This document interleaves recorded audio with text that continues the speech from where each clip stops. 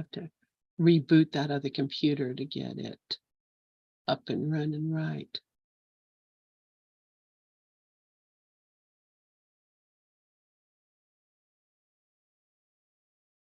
All right. And there we go. We are now live on Zoom, and welcome everybody.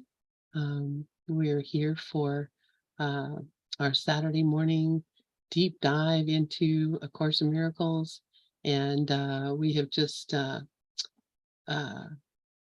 finished the miracle principles and are now moving into there we go, view the whole gallery.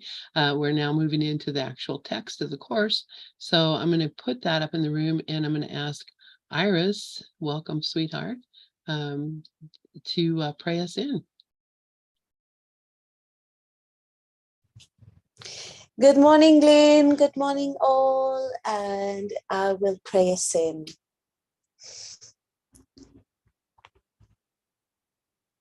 I am here only to be truly helpful.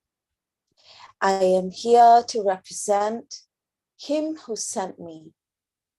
I do not have to worry about what to say or what to do, because He who sent me will direct me. I am content to be wherever He wishes, knowing He goes there with me. I will be healed as I let Him teach me to heal. Amen. Amen. Thank you, Iris. All right. So good morning, everyone. So yeah, we are in, again, I always forget where we actually are in the reading, but we're in the section Revelation, Time, and Miracles. And I know we did the first paragraph. Yeah, paragraph 2, Lynn. Paragraph 2, that's what I kind of Yeah. thought. Yeah, so we got through paragraph 1. Although I'm going to real quick read through paragraph 1, and then we'll have someone else read paragraph 2. How does that sound? Just so we can get up to speed here. So we're in Revelation, Time, and Miracles. And Jesus says, revelation induces complete but temporary suspicion of doubt and fear. It reflects the original form of communication between God and his creations, involving the extreme physical sense of creation sometimes sought in physical relationships. Physical closeness cannot achieve it. Miracles, however, are genuinely interpersonal and result in true closeness to others. Revelation unites you directly with God. Miracles unite you directly with your brother. Neither emanates from consciousness, but both are experienced there. Consciousness is the state that induces action, though it does not inspire it. You are free to believe what you choose, and what you do attests to what you believe. So he's said a lot right there about what we are and what we do and who we do it with and how we do it and what it's all about. So beautiful, beautiful section we're getting into. Who would like to read paragraph 2? Move you all over here so I can see. All right, Brooklyn. Hi, sweetheart. Happy Saturday. Good to see you, my friend. Happy Saturday, my family, many companions. Revelation is intensely personal and cannot be meaningfully translated. That is why any attempt to describe it in words is impossible. Revelation induces only experience. Miracles, on the other hand, induce action. They are more useful now because of their interpersonal nature. In this phase of learning, working miracles is important because freedom from fear cannot be thrust upon you. Fear not, you will be hurled into reality. Revelation is literally unspeakable because it is an experience of unspeakable love. I could disagree with that in a way. Let's hear it. Okay. I've captured revelation in poetry. but not everybody understands it. So yeah, so I think I might have captured it, but yeah, I've been blessed with revelation, and there are words to describe it. It's bliss, it's love, it's gratitude.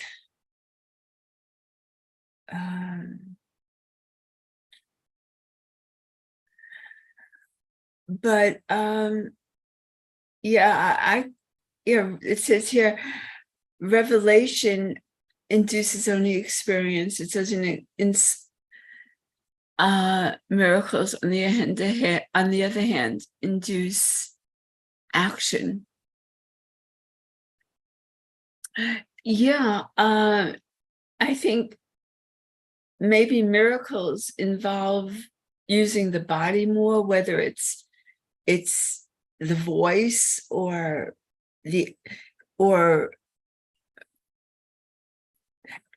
miracles are more of this world. Revelation is more out of time.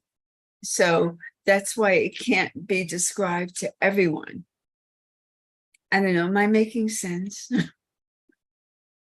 Thank you. Yeah, you're absolutely making sense. And what you're saying is exactly what he said here. So there's not words. You can say words like bliss, and you can say bliss, and you may think bliss is one thing, and I may think bliss is something else. And we all have a different idea of what bliss is, but do we always experience bliss? And do we constantly and consistently experience bliss? Love. I think I know what love is. You think you know what love is.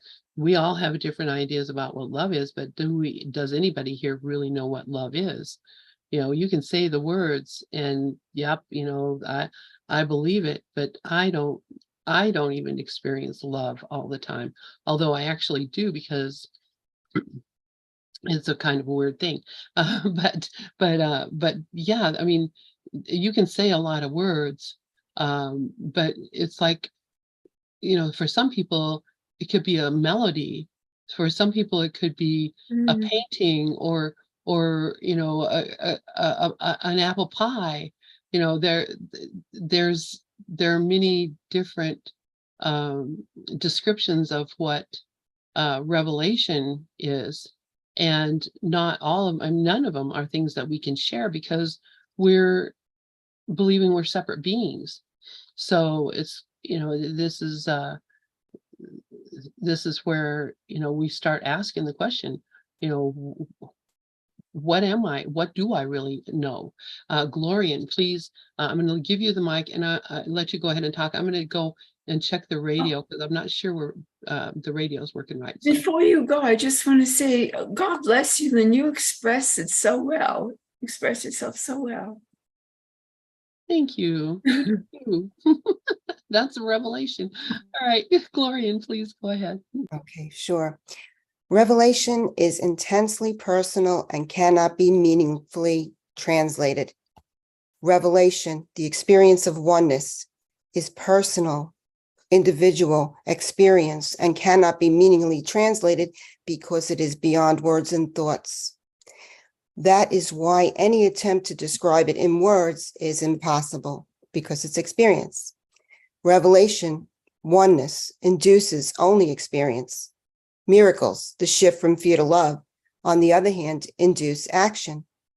They are more useful now because of their interpersonal nature, interpersonal between projected bodies, between two people, bringing the experience of oneness.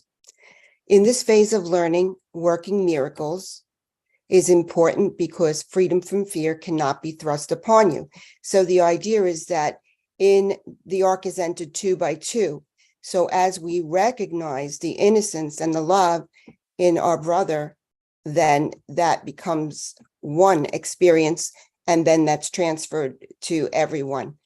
And that's how we have to work it, because being that we still believe that we are here and we are still seeing bodies, that's the opportunity that we have to recognize oneness here on this plane of existence. Revelation oneness is literally unspeakable because it is an experience of unspeakable love. So you can't explain what oneness feels like. And actually, oneness is holiness. And when we get to that point of being, that's how the world is blessed, because we're experiencing ourselves in that state of true beingness instead of as a body that, is still projecting. So our opportunity now is to have the miracle where we shift from fear to love on this plane and recognize our projections as all the same. Thank you. Thank you, Gloria. And that was very well. I love it. I love it because that the translation, that's what we're here for, is to come to a shared experience of unspeakable love, which is such a gift. And I do feel that to a great extent with this group of people. Does anybody else have anything that they'd like to share about the intensely personal nature of revelation? And I know we've all experienced it. I know we have. Iris, please go ahead. Thank you, Lynn, and thank you, Glorian, and thank you all. And I just had this idea, like it was a bit like a realization this week, and it's very clear when I wake up in the morning, but then it disappears around this time when I think I'm a person like sharing something here in the room. And it's what came to me was that everything about us, like who we think we are, what we are thinking, all of this stuff is conditioning, like which is equivalent to ego, but I'm just going to use the word conditioning. And all of it is conditioning. That is like all the thoughts that I'm aware of, the person I'm aware of, the way I respond to things, the person that thinks they're doing the lessons, the past, the future, like all of this is conditioning. And I noticed it because as I wake up in the morning, I see like I wasn't aware of being in deep sleep. There was nothing happening in deep sleep. And then when I wake up and I come to the consciousness that now I'm awake, and suddenly, exactly like the teachings of like Nisargadatta, like suddenly the world appears, and it's like, where am I placing my my awareness? Like, is it with the world, the sleeping dream, or is it in the quote waking dream? And it's very clear in the morning because it seems like I'm not like so engaged in like the world quote. And I just had this like idea the last few days. It was so clear that not Iris, but I that is aware of Iris. This is the essence of the Father or God, or the essence of all. And this is the lesson that I walk with God in perfect holiness. My mind thinks only what I think with God.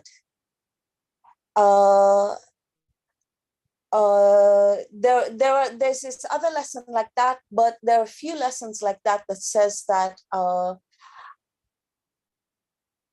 I must rule my mind. In other words, like Christ rules my mind. Whatever mind I think I have is Christ.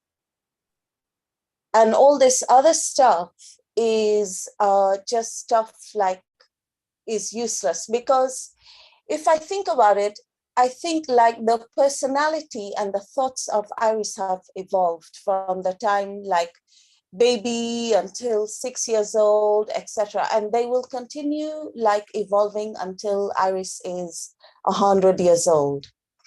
But then like when the body passes away, etc., quote, the body means like the body, the physical body plus the conditioning. There is no such thing as Iris at all.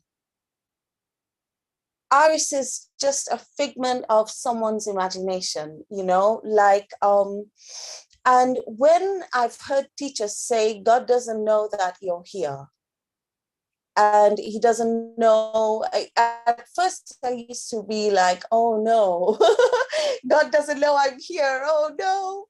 But now I get it. It means like he doesn't know about the conditioning Iris, because the conditioned mind is not the truth. It's so changeable. And whatever is changeable is not of God, because it's temporary. That means it's like, because it's temporary, it's an illusion. And but that is not Iris. And Iris, there is no Iris. So what is there is I, or the oneness of God, or the essence, or, and in that place we are already that. And we don't need to run away from the body, or we don't need to transcend anything, because that is what we are right now.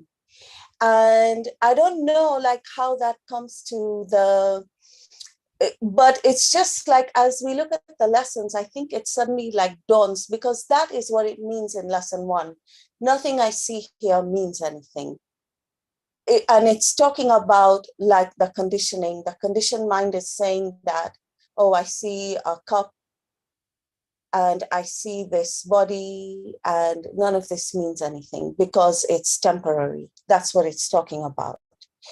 And in that place of just that awareness is everything perfect.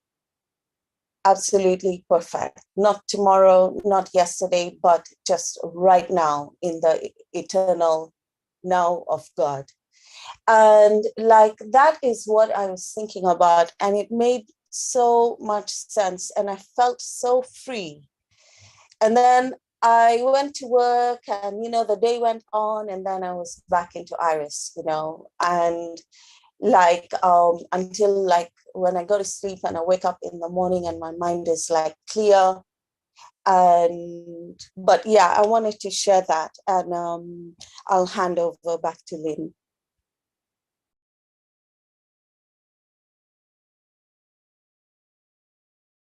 Okay. Thank you.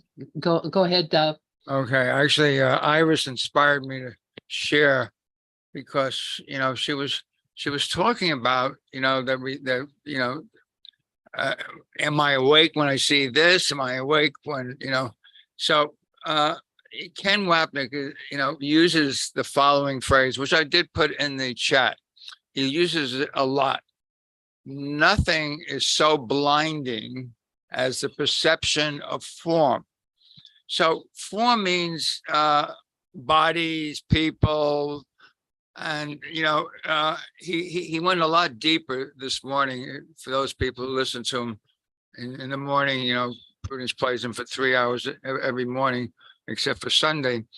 So today he said, you know, that's why we made a world of specifics, because we want to see things outside of us, so we can project our own self-hatred and guilt out onto others. So the world of specifics or bodies or things is that thing that you can't even see through. And I'm going to put the entire paragraph on, which makes a lot more sense. I'm going to put the paragraph on, and this is what it says. This is from text chapter 22, section 3, paragraph 6. He says, see how the body's eyes rest on externals and cannot go beyond. So that's kind of what Iris was talking about. You know, am I dream sleeping awake, or am I really awake? Well, as long as you see things, you're dreaming, because in reality, there's no things. There's, as exactly as she said, there's this oneness, this union, this equality, this sameness. Then it goes on to say, watch how they stop at nothingness. So he's telling you that your body's eyes see nothing, unable to go beyond the form to meaning, unable to go beyond the form to meaning. Now, that's exactly what we were sharing just a couple of minutes ago when we're talking about revelation. Brooklyn was talking about, well, you know, I don't know, you know. So revelation is really, as you said, Lynn, indescribable. You can't describe it because there's no words that can describe something that's not a concept. Words are concepts. Words are symbols that describe other, but there's nothing to hold on to in a revelation. That's why you can't describe it. And in lesson 12, one of my favorite lessons, which says, I see a meaningless world because I have meaningless thoughts. He actually says, if you only knew what was underneath your meaningless thoughts, which means your ability to get through the nothingness, you would be indescribably happy. It's the only place in the world, in the course, he says, indescribably happy. So that's what revelation is. It's indescribable bliss, as you might say, Len, or happiness, or, you know, you're free. You're free. You know, it's God's message to you. You know, you are the Christ. You are free. Again, I'm going to repeat that my mantra, which I changed recently. I am not a body. I am free. And it's done all kinds of wonderful things for me because I'm not stuck in the old places anymore. And with that, I'll just turn the mic back on over to you, Karen.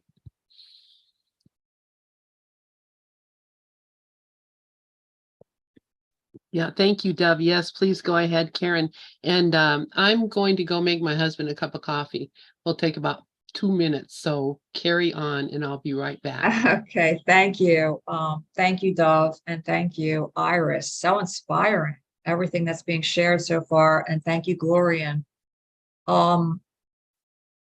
What Iris shared, first of all, really inspired me to share about lesson 46, God is the love in which I forgive. When Iris shared about that, you know, how God doesn't know, I'm paraphrasing what she said, like God doesn't know about me. God doesn't know about the body. And Dove was sharing, you know, the quote, which I love, that there's nothing so blinding as perception of form. And we're so conditioned to believe that we are these bodies. But God doesn't know about our bodies, you know? And so that is a tough thing for an ego, you know, an ego wants to be special, you know? And I love when Dove brings up Ken Wapnick, because Ken Wapnick brings that up and he'll say, well, God doesn't even know about you. He says it in such a funny way. He says, all I asked for was a wink, you know, just give me a little wink, just look at me, just notice me, you know? But God doesn't notice anyone. There's no specialness in God. And so what it reminded me of in lesson 46, where I felt the revelation came in for me, because when Iris shared that, and it brought me to lesson 46, he says that God does not forgive because he has never condemned.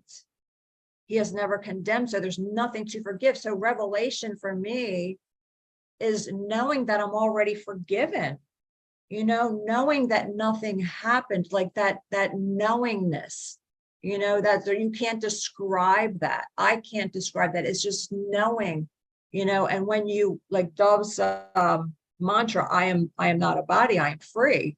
You know, that's that knowingness by just knowing that I am not a body, I am free. That's a revelation, you know, by really knowing that, because you can't describe it. It's indescribably happy, like Dove said, you know, and so I just feel that that's a real revelation, because when I first started coming around the course, I started out with the lessons, and lesson 46 sealed the deal for me. Once I got to lesson 46 and I read that God does not forgive because he never condemns, I was so happy. I was so relieved, because I was so conditioned, as Iris was sharing, to believe that God wasn't condemning and punishing God, because that's what I was brought up with in the Catholic religion. So it really made me feel so much hope. I finally had some hope, you know? So yes, thank you all so much for sharing.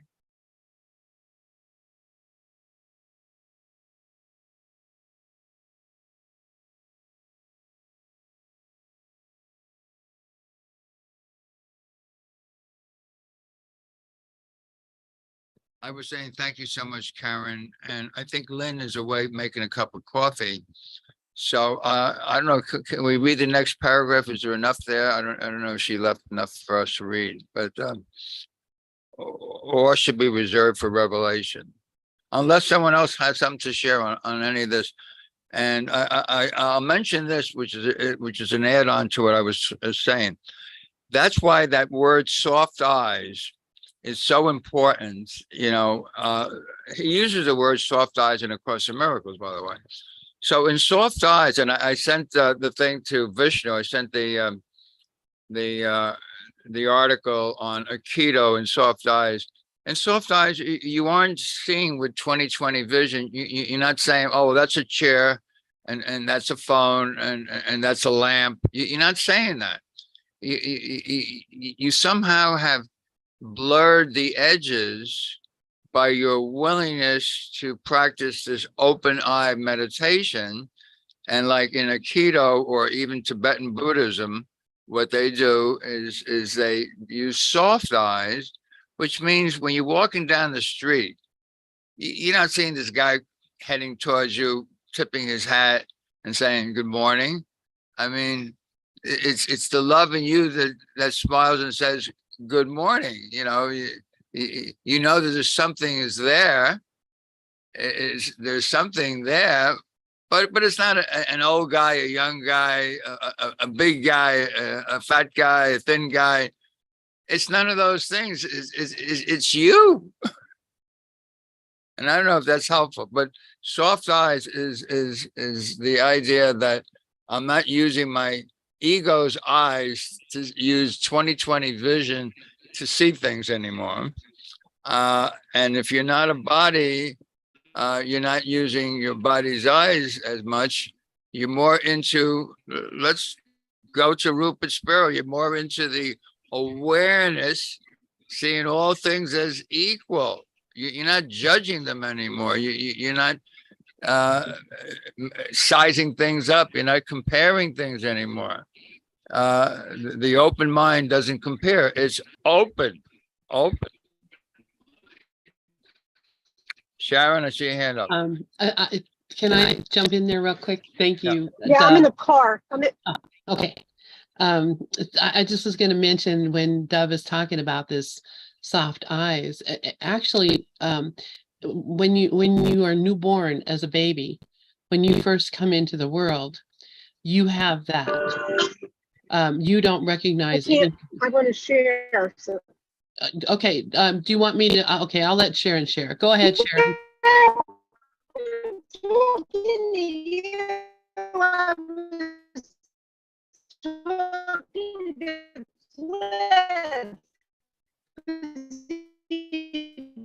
Okay, it sounds like you are underwater or something, Sharon.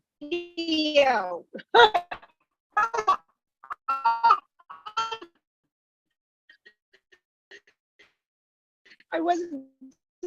Maybe that's a baby. I want to be fed. I don't want to share. I wanted to just right. I'm driving to North Carolina. Thanks. Okay, I'm not sure what Sharon just said, if anybody could interpret it. I knew she's driving somewhere, so that's good. She tells us she loves us. And she loves us. And that was all she was saying the whole time. So whatever the words were that were coming out her mouth and going through space into some other place. But that's just an example there. You know, when, like I was saying, when we were first born, we don't recognize anything. Everything is one big thing. It's just a blur of moving something. And until the eyes begin to focus and you begin to see mommy and daddy, and you know, you don't even know who they are. You don't know you don't know what anything is. And you have to be told your whole life from the very beginning. You're being told this is a separate thing. This is your brother. This is a separate thing. This is food. This is a separate thing. This is mommy. You know, you begin to separate things out. Your eyes become more focused and you lose that soft eye of the newborn who does not know what anything is and does not know what anything is for, which is a state in which you become actually revelation ready when you're actually seeing everything as one thing. But as an infant, you haven't developed the idea or understood that you even have a choice. So you learn what everything is. And as the thing that Dove posted, the quote about see how the body's eyes rest on externals and cannot go beyond, watch how they stop at nothingness, unable to go beyond the form to meaning. That's really what happens. Our vision is limited to whatever stops it. The first thing that causes a block. So, you know, I can go out here in Colorado and stand, you know, on a mountain and look around for 100 miles and see, you know, for 100 miles. But there's, you know, there's an end to it because there's always something that I focus on. And when I focus, the actual perception ends, and the soft eyes part ends, I guess you would say. When he says, watch how they stop at nothingness, unable to go beyond the form to meaning, nothing so blinding as perception of form, for sight of form means understanding has been obscured. And yes, when we replace the knowing nothing with knowing something, once we think we know something, then understanding is out the window. So that's, you know, going through I know nothing. I you know, that's the Sergeant Schultz way of seeing. Anyway, does anyone else have anything they'd like to share before we move on to the next paragraph? All right, I think Dove, you were going to read the next paragraph. No. Oh, okay. I thought you were starting to read it. Who would like to read the next paragraph? I can read. Thank you. I was hoping you would. Thank you. And we're on 3, that's showing, Lynn? Yes. Perfect. Awe should be reserved for revelation to which it is perfectly and correctly applicable. It is not appropriate for miracles because a state of awe is worshipful, implying that one of a lesser order stands before his creator. You are a perfect creation and should experience awe only in the presence of the creator of perfection. The miracle is therefore a sign of love among equals. Equals should not be in awe of one another because awe implies inequality. It is therefore an inappropriate reaction to me. An elder brother is entitled to respect for his greater experience and obedience for his greater wisdom. He is also entitled to love because he is a brother, and to devotion if he is devoted. It is only my devotion that entitles me to yours. There is nothing about me that you cannot attain. I have nothing that does not come from God. The difference between us now is that I have nothing else. This leaves me in a state which is only potential in you. That's so beautiful, isn't it? I have to say, in my experience, I did used to have the awe towards others, and I still have that come up. Even, well, for example, when I met Judy virtually, I've never met her in person, Judy. And I always just, when I first met her, it was sort of this, I couldn't believe I was talking to her. It was this, oh, Judy, are you really? She's like the one that knew Helen. And it was just too much for my Audrey mind to believe that I could be talking to such a person. So it was this awe state. And at first that was mistaken for love or a miracle, but because of the contrast learning, it's so easy to see how awe is no different from fear in a sense to me, because it's not true either. And so I love this reminder. And when I was younger, I had this knowing that I was Jesus, and I thought it was weird. And I don't know. It was such a conundrum that I couldn't fully embrace it, like the person. So anyway, I love this. It brings up examples in this mind, which helps to just clarify the teachings. Thank you. Beautifully shared, Audrey. Thank you. Yeah, thank you so much, sweetheart. Wow, yeah, that was beautiful. Please, Karen. Yeah, thank you, Audrey. This is reminding me of the specialness that we were just talking about, because he tells us somewhere that all represents inequality. You know, if you see all, you're not seeing equals. That represents inequality. And I like that Jesus in the Course is reminding us of this, and he reminds us throughout the Course, you know, that you can be like me, you know, just, you know, I will help you. You know, all you need to do is change your mind. We are equals. We are the same.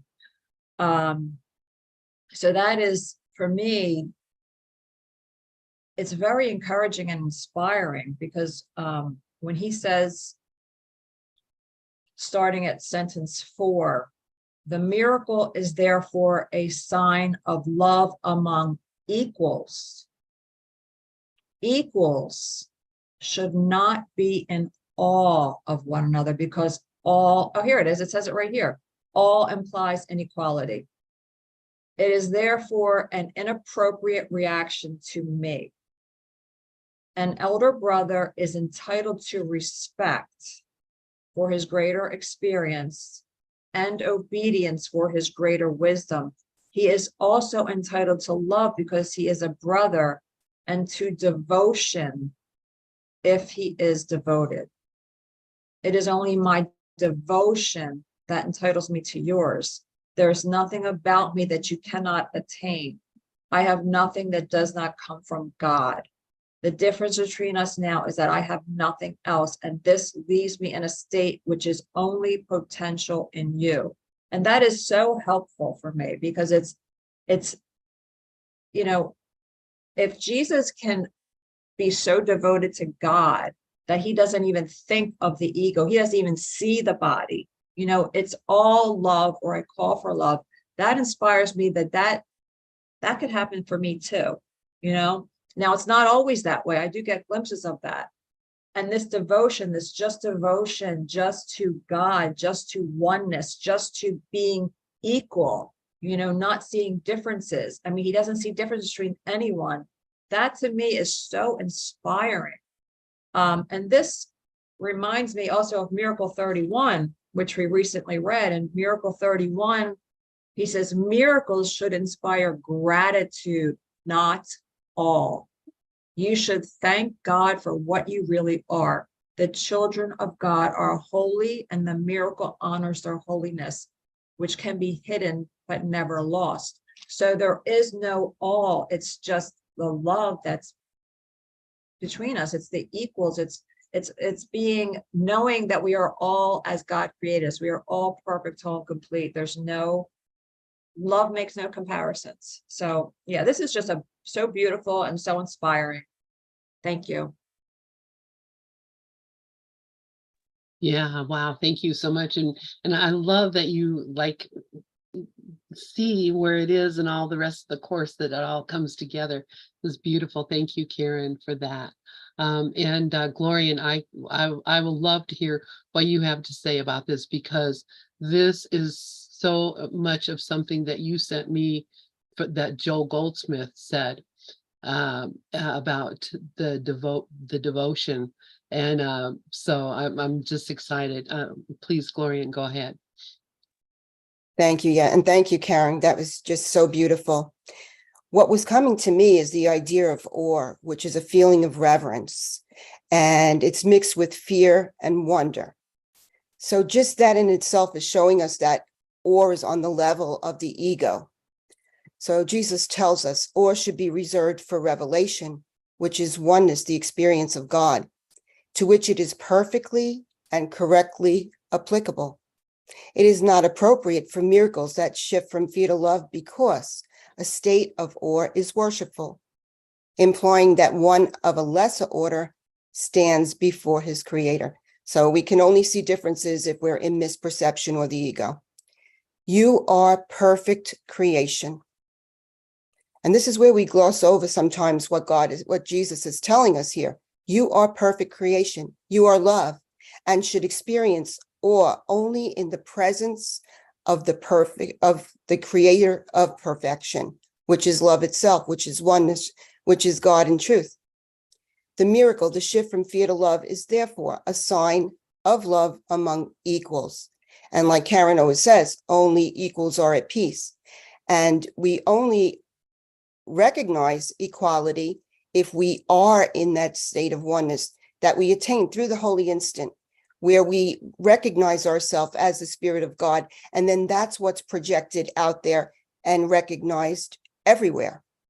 Equals should not be in awe of one another, because awe implies inequality. It is therefore an inappropriate reaction to me. An elder brother is entitled to respect for his greater experience and obedience for his greater wisdom.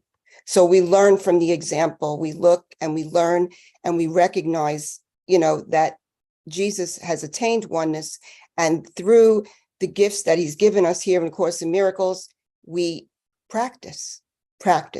We give him respect and we give him devotion as we recognize that he has attained this, and it is possible for us to attain this too, if we recognize that we are one in Christ as he did. He is also entitled to love because he is a brother, and to devotion if he is devoted. And devotion is really love, loyalty, enthusiasm. It is only my devotion, love, loyalty, and enthusiasm that entitles me to yours. There is nothing about me that you cannot attain. And here it is again. We're like, oh, well, that sounds nice. No, this is what Jesus is telling us. There is nothing about me that you cannot attain. I have nothing that does not come from God. And that's why when we recognize any virtues or anything in each other, we're recognizing, if they're good, we're recognizing them as something that has come from God. And I think it's important because we come to see as the ego, we're not the ego. The truth of our being is not the ego, but it's also not the state of Christ without everyone being contained in that. The difference between us now is that I have nothing else Amen. This leaves me in a state which is only potential in you. And this is our opportunity to practice day in and day out with everything that comes before us. Someone was saying something at another meeting about all the different things coming out there in the world. Well, this just gives us another opportunity to choose. And that in itself is a blessing, because without the opportunity, we can't accept the Christ. Thank you.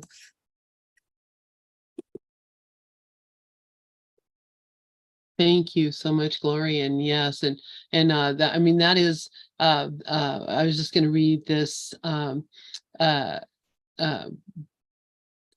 one paragraph that you had sent me, that I thought kind of really went along with this. He says, everyone carries, this is from Joel Goldsmith, everyone carries his atmosphere with him, and there is no way to hide it or cover it up.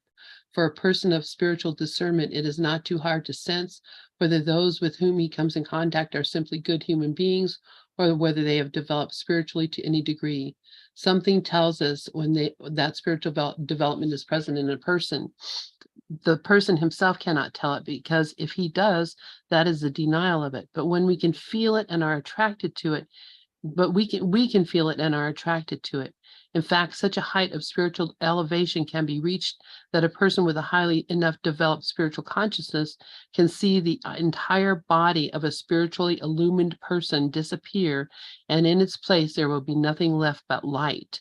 And you know, that's when the world dissolves, and you just see the light. And as Jesus tells us in the Course, it's nothing, you will see nothing but a shadow circling the light. The body will appear as a shadow circling the light. And Joel says, it may be either a light around the body with the body invisible, or the entire body may be a body of light. This is a momentary thing. It does not last for long, but it does happen. Nobody can say, I am spiritual and my body is light, and then expect that others will be able to see that light. No, even when a person has attained the place where he is a body of light, no one else can see that body as light until he himself has attained the degree of spiritual illumination that makes it possible to witness what is there. And so to me, that is saying, we come to the place where we recognize that what we are is what everyone is, and that, as Jesus says, I have nothing that doesn't come from God. The difference between us now is that I have nothing else. And that leaves me in a state which is only potential in you. Right now, we have the potential to come to that place where we have nothing, we see nothing but light. And then when we see our brothers, as Jesus saw his brothers, not as physical beings, as bodies, but as just a shadow that is, you know, circling around the light. I always imagine so he doesn't bump into him. You know, I mean, that's how my mind goes. But the reality of it is that that's exactly what we are. And so he, as this elder brother who has achieved this state and transmuted his physical form, become or overcome this physical form, however you want to call it, he's saying that you can do this too. You know, come on down, you can do this too. And I think that is such a beautiful, because this is really a promise that it not only will happen, it has already happened, and we're just not aware of it right now. And it's like Dove asked the other night in the group, how does Clark Kent become Superman? And he just takes off the costume because he's already Superman. And that's what we are. We're already Superman. Take off the costume. Iris, please go ahead.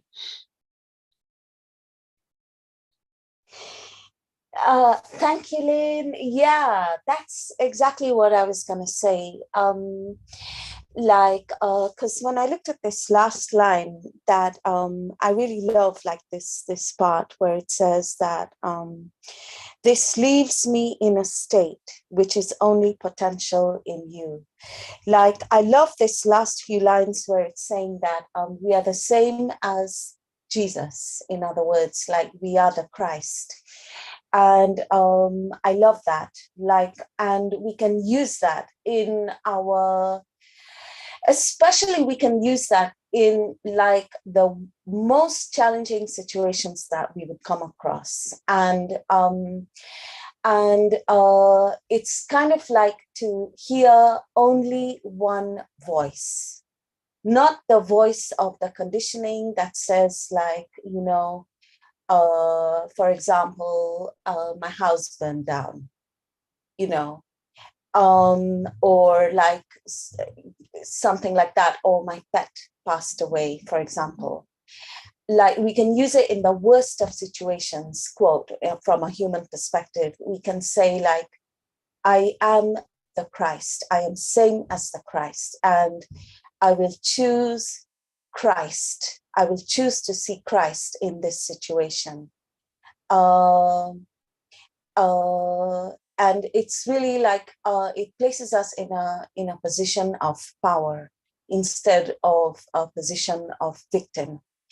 And the other thing I wanted to share is like before, when we read it, I know, speaking for myself, when I read it and other such paragraphs, like my mind is one with God, or there's so many lessons to that extent, that I am one self united with my creator. Like, I couldn't understand how this could be so, like, but I really loved it. And I was like, but God, I love this, but I just don't know how to get there from where I am right here now. And like, the thing is that I think as we practice, we know this is true. We know in our soul, in our soul, this is true. And at first, when we do this, we can't believe it because it just seems to be too good to be true, you know. But as we practice, we know this is true, not only believe. And so as we go through our life, when the opportunities are provided to choose, we hear only one voice. And that's what reminds me when we are told here, this leaves me in a state which is only potential in you. To me, that's very hopeful. Like, it is a potential, means it's there. Like, yeah, but we have to choose, like in those situations that are really challenging for us, forgiveness situations, we choose God, and everything else is not true because it's coming from the quote conditioned mind, or the worldly mind, or the quote ego mind, or however we want to put it. But yeah, and I'll hand back to Lynn.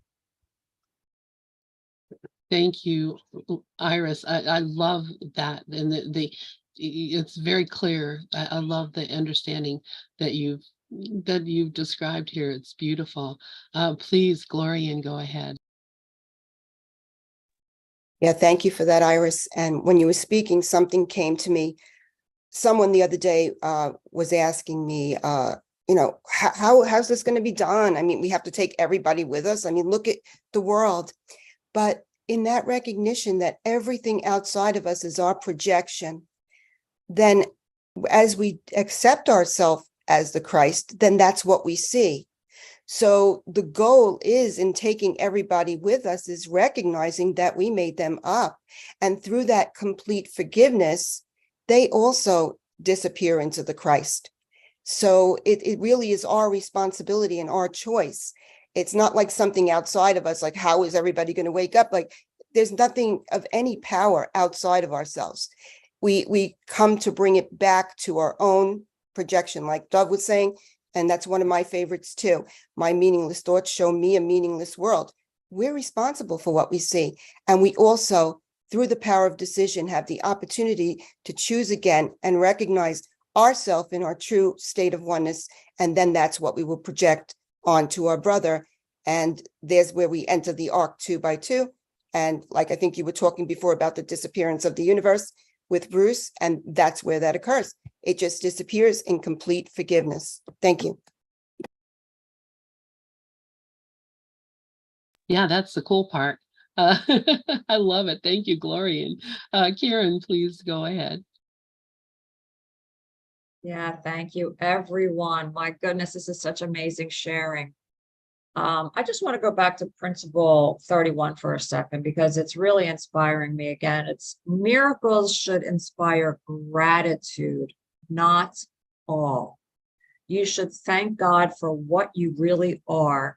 The children of God are holy, and the miracle honors their holiness, which can be hidden but never lost. And that reminds me where he tells us that only one equal gift can be offered to the equal sons of God, and that is full appreciation. So having that full appreciation, that is full appreciation, gratitude, that inspires perfect equality, because we're seeing everyone. We're grateful for our brothers because our brothers are showing us ourselves. You know, our brothers are our mirror. You know, they're showing us, they're helping us to forgive. And there's one other, you know, this is to me such a powerful paragraph that we're reading right now. And, you know, let him telling us that there is nothing about me that you cannot attain. I have nothing that does not come from God. We are all the same. We are all extensions of God, you know. And he's reminding us of that I am not special. And he tells us, and I love what Iris shared about hearing only one voice. Jesus heard only one voice. And I love what Lynn shared about the light, seeing nothing. There's nothing left but the light. The Course talks about that too. Lesson 108, to give and to receive are one in truth. He tells us that true light is a state of mind. And when we are in the right mind, all we see is light. There's nothing else. Not, as Dove just said, being one with Creator. But there's one more passage that really came to me as we were sharing all of this, and it is from the Voice for God in chapter 5, section 2, paragraph 9. He says, "My mind will always be like yours, because we were created as equals.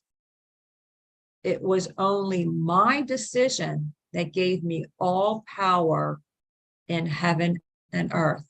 My only gift to you is to help you make the same decision. This decision is the choice to share it, because the decision itself is the decision to share. It is made by giving and is therefore the one choice that resembles true creation. I am your model for decision. By deciding for God, I showed you that this decision can be made and that you can make it. So every single time we accept the atonement for ourselves, we are exactly we are one with God. We are remembering that the separation never happened. We are going right back to where we returning to where we never really left, but in our mind we thought we had.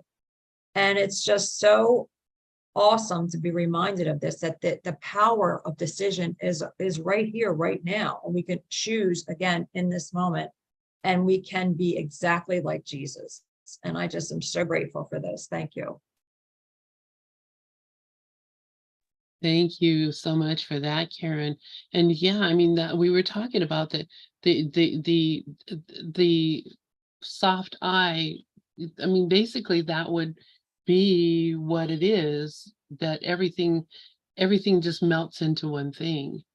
which is what we are. And the ego is just cannot understand that, or doesn't want to think about that. And that's part of, I think, the resistance that we have. Our mind thinks that we're going to be losing texture and color and sound and beauty and, warmth and, all the things the senses tell us about. Those are really only a shabby substitute for the reality of what our true reality experiences. There is no opposite to the joy that we feel in this light. There's no opposite to it. And so the ego can't comprehend what that is. But Jesus is telling us, you'll become, when you begin to see the equality of everything, the sameness of everything, when you begin to see it that way, then and the sameness of everyone that you can connect with, people, there's folks who will say, well, he's an awakened soul or an awakened mind, or they have become awakened, and you talk to the person or you hear the person and they are talking about the differences between people. That, to me, I think Jesus would say is pretty much saying they're not really awake to anything other than seeing differences, which is the same as we have been seeing our whole life. I think when you come to this place, you don't see the differences between your brothers. You only see the sameness and the equality, and you see that we are all awake. Everyone is the same awakened being. And, he says it's a potential in us. And I think it's also saying that because he did it, we can do it too. And he says that to us. The only difference between me and you is that, I did this and I don't have anything else. I have everything, which is, how can there be anything more than everything? Okay. All right. Does anybody else have anything they'd like to share?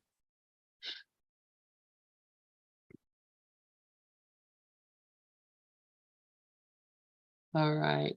So we're about at an hour. Do you guys want to go on a little bit, or I kind of looking for some consensus? Yes, no? I see Brooklyn waving. Yeah. Yeah, I would Okay. love it, but I don't know about Okay. the Well, team, but yeah, I see I enough would love people it. wanting. Yeah. So, and if somebody needs to drop out, which some folks have done, that's okay too. But I think this next paragraph is pretty explanatory of a lot of stuff. So would anybody like to read paragraph 4? I'll read it. Thank you, Karen. No man cometh unto the Father but by me. Does not mean that I am in any way separate or different from you, except in time. And time does not really exist. The statement is more meaningful in terms of vertical than a horizontal axis. You stand below me and I stand below God in the process of rising up, quote unquote, rising up. I am higher because without me, the distance between God and man would be too great for you to encompass. I bridge the distance as an elder brother to you on one hand and as the Son of God on the other. My devotion to my brothers has placed me in charge of the sonship, which I render complete because I share it. This may appear to contradict the statement, I and my Father are one, quote unquote. But there are two parts to that statement in recognition that the Father is greater. Yes, so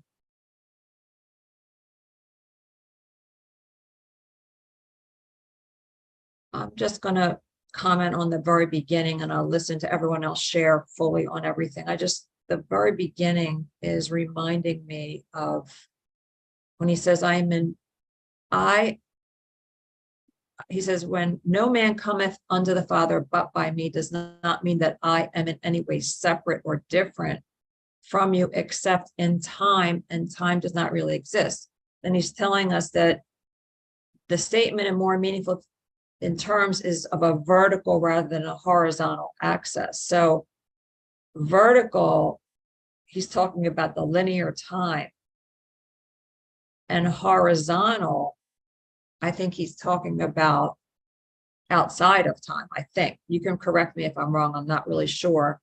But I think that's the whole point, because Yeah, I'm going to correct you. correct me. Okay, the horizontal is time. So it's like Time. Okay. a train Gotcha. going down a track, chuka, chuka, chuka, chuka. And the vertical is like goes straight up. So it's like you shot a rocket ship off from the train and it's gone straight up. So So I got them mixed up. So it's Yeah, it's basically, backwards. I'm sorry. Yeah. No, yeah, So, that's so perfect. that's Thank it. you. That's it right there. Like Jesus is outside of time. The Holy Spirit is outside of time. And the miracle, which, when we experience the miracle, then we're brought to that right-minded thinking, which also is where we meet Jesus outside of time, Holy Spirit outside of time. But I really don't have too much to share on this right now. I'm just want to hear what everyone else has to share. Thanks. Yeah, I think that's smart because, this is something, I was taught this the whole time by my church, from the beginning of my birth, was that, Jesus was the intermediator between me and God, that Jesus came to be the one to connect me to God or bridge me to God. So this makes a lot of sense to me. But then when we're talking about us being equal, then it seems like he's saying we're not, but he's saying only in time. So only on the horizontal is there any semblance of inequality. On the vertical, we're all in the same place. It's all on one point. So that's what I think anyway. Rafi, please welcome. And I'm so sorry. I did not get an email out yesterday. I've had some issues in my family and kind of got a little spaced out. But anyway, please just join us on Saturday morning, whether you get an email or not, because we'll probably be here. Anyway, Rafi, please go ahead. Yes. Well, first, I'd just like to agree with what you just said about that connection. But all of the masters are that connection between what we think we are and the truth of what we are. And Jesus, Yogananda, Ramana Maharshi, Lester, Robert Adams, all of those divine masters who could be just in that one blissful state have chosen to stay here and be that connection to show us that you're not disconnected. Just follow where I'm going and you'll see that we're all one. And that's their great gift to us. I forget who it was. Lester said, they are constantly pushing the grace of God at us. And all we have to do is be open and receptive to it so that we can know that we are that. And I think this number 4, this paragraph number 4, states that pretty clearly for me anyway. Thank you.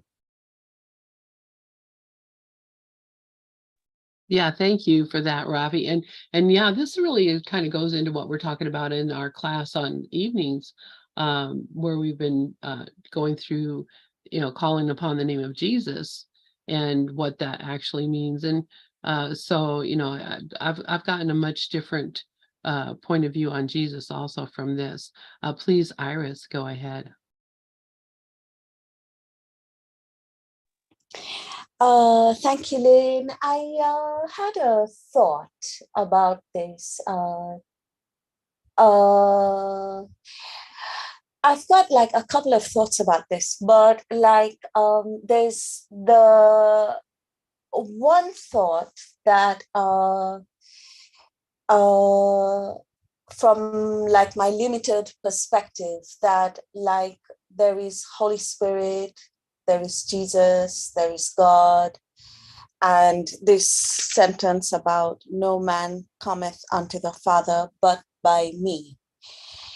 And but I think in like in my childhood lessons in Bible school, no man cometh unto the Father but by me, it meant to like separate, like but that's not what that means. It means like from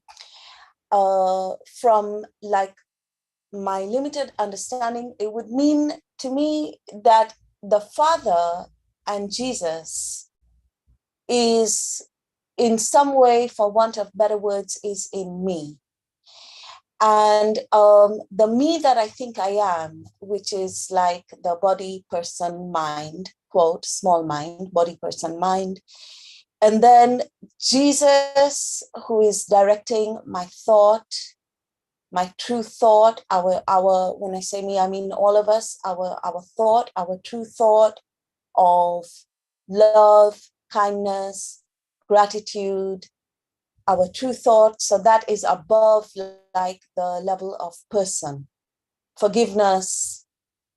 And then above that is God, beyond thought completely, where there is one. And this is referring to, this is a state that is only potential in you. Like, that's how I understand it. So when Dove wrote in the chat, like above the battleground, like on a person level, we see like the world, this and that. Then there's the thought, which makes the world, the projections, and then there's true thought of God, of Jesus, love, kindness, respect, communication, forgiveness. And then above all of that is the vast, like in the Eastern teachings, like in Upanishads, they say it's the vast sea of consciousness or whatever, where there is no I, completely no I. It's just like, just the one.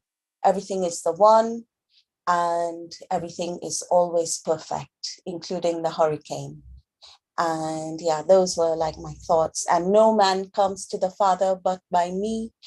That is like the raising of our level of our understanding to like the understanding that I'm not this like small thing here, sitting here, but even when the body passes away, it's not going to make any difference to me because I'm still going to be around. And so will everyone else. Like, yeah, so that's what I wanted to share. Hand back to Lynn.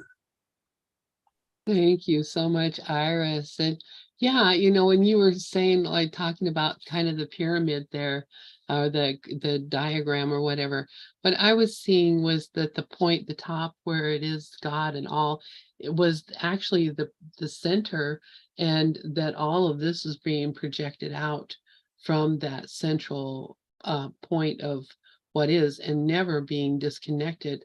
And as I'm sitting here and my arms are stretched out wide as I'm thinking about it, never disconnected from that central point, which is God, which is the top, the consciousness of everything. So even if we think somehow or the other that, you know, we've gotten disconnected, we're a part of a vast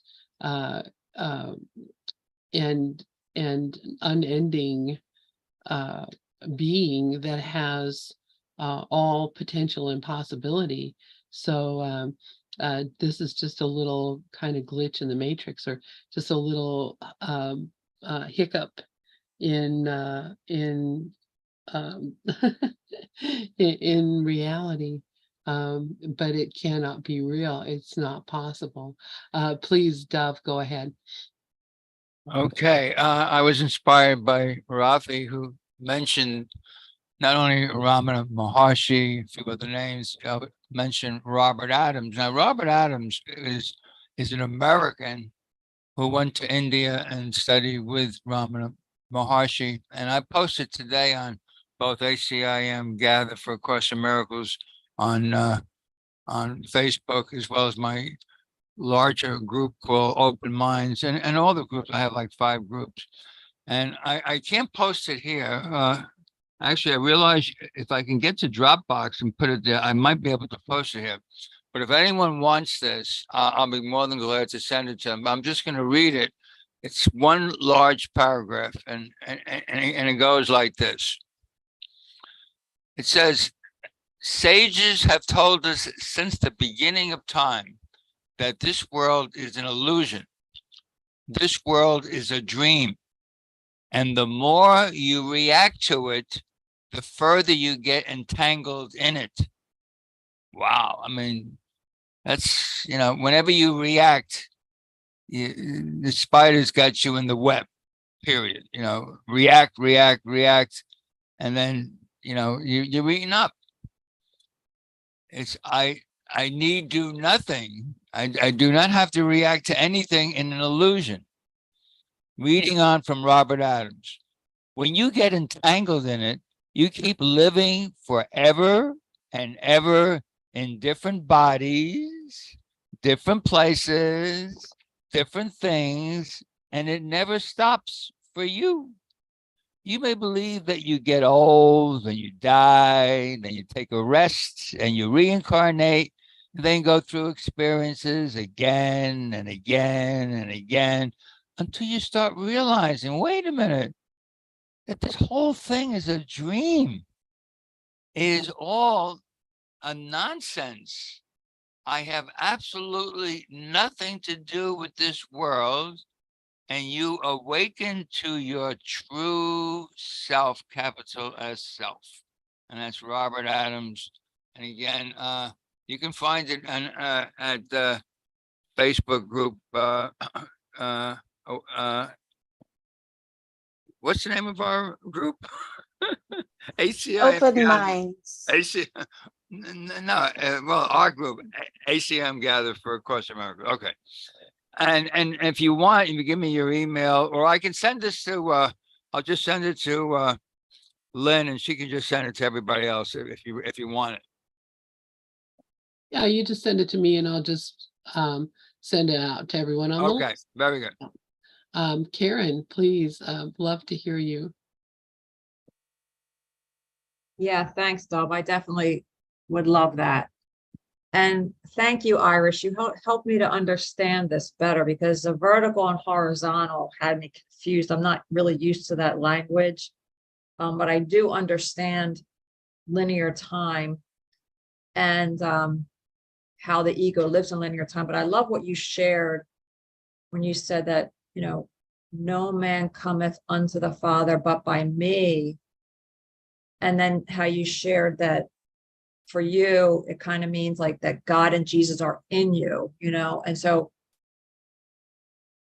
for me, it's the same thing. It's like, because I can't get to God, I can't get to oneness until I go to my right mind, which is where I choose to say Holy Spirit, say Jesus, higher self, whatever.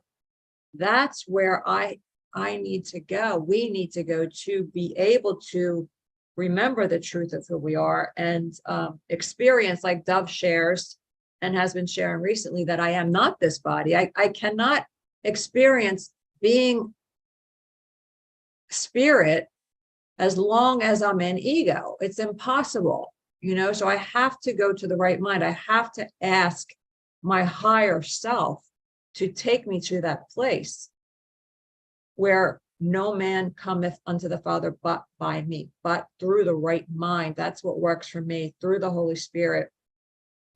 And so thank you so much, Iris, for sharing that. And I'm absolutely paraphrasing you, but It's exactly how I feel. Thank you so much.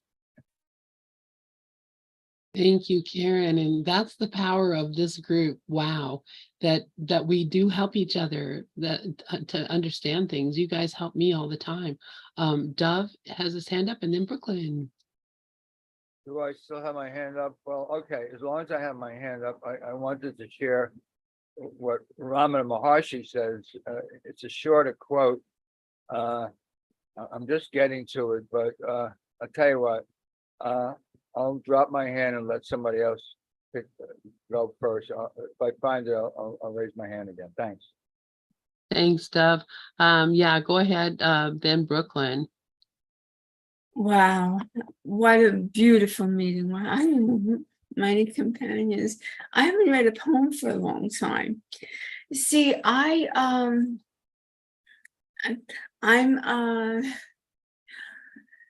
I like to be fully aware of whatever is. And a lot of times, you know, like ego, maybe this is PTSD or something. I think we all have it, you know, or could name it something else. You know, human being human.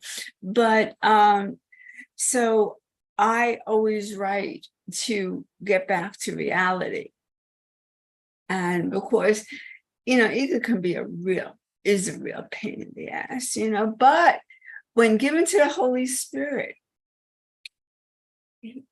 it becomes our gift. So this is my poem. I wrote it August 20th. Okay. I relax in what is, no matter what. I am in tune. All is right. Gratitude overtakes any doubt. Breathe in now. It has no judgment. I see beauty past disguises. Sensation of energies are the same. We choose the frequency of their being. Signs of stupidity turn into kisses. Anxiety metamorphosizes to tingling of light. Sadness caresses the heart in need. Tears but wash, all not yet purified. I rest in arms that take me home. Oh, that is just beautiful. Thank you. Thank you so much. I rest in arms that take me home. So Ego lovely. inspired it.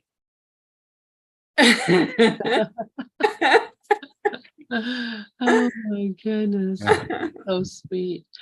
Please, Dove, go ahead. Okay, I found it. Yeah, it's a very short one. And by the way, this is what kind of inspired me to change my mantra. By the way, try to realize, this is Ramana Maharshi speaking. Try to realize that the body is not you. The emotions are not you. The intellect is not you.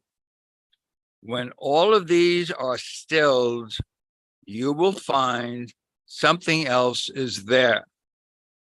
Hold it that it will reveal itself. So I think the first thing that is required is to recognize that I am not a body. I'm not these emotions, you know, I love, I don't love, I'm angry, I'm upset, I'm afraid. The intellect, all the intellects come from the past. I mean, how could you have an intellect unless you know something from the past? None of these are you. That's it. Yeah, that's it. And when you recognize that what you are not is just a smidgen of what you are, it seems pretty easy to let go of it. Oh gosh, thank you for that. Anybody else have anything they'd like to share? Please, Rafi, and then Iris. Go ahead, Rafi. I'd like to tie these things up together, starting with the horizontal and vertical thing. I mean, horizontal is, I got to go to the store, I got to go to the bank, and then I got to go to dry cleaners, and then I got to go pick up that prescription. That's horizontal. Vertical is pretty much what Brooklyn was talking about. and that the divine presence that is always there, that is divinely guiding, divinely providing, divinely protecting, inspiring, blessings, and that if we stay attached to that, and we stay in line and lead with that, then we understand where the truth is, and all of that other business about I'm a body, I have a mind, I got a thing, I got all of that stuff becomes less and less. You see the non-reality of it stronger and stronger and stronger. So it's just beautiful how everything that everybody said all melts together, joins together, and getting us back to that one truth. It's just, it's just, well, what's another word? Perfect. And there's only the perfection of being. There's nothing else anyway. So thank you. Thank you, Rafi. Yes, that's it exactly. You did beautifully wrap it up there. Iris, did you want to share something else?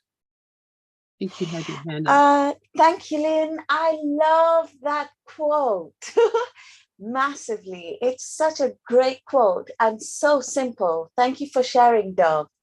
The one about, both of them are beautiful, but the shorter one that says like, try to recognize even for an instant.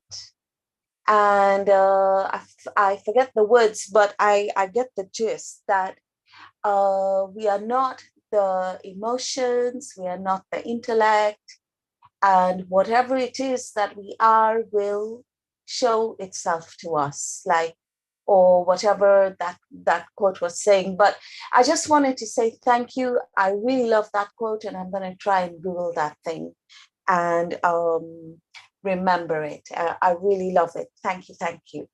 And I'll hand back to Lynn. All right, thank you, Iris. And if I get that, I'll send it with the other thing.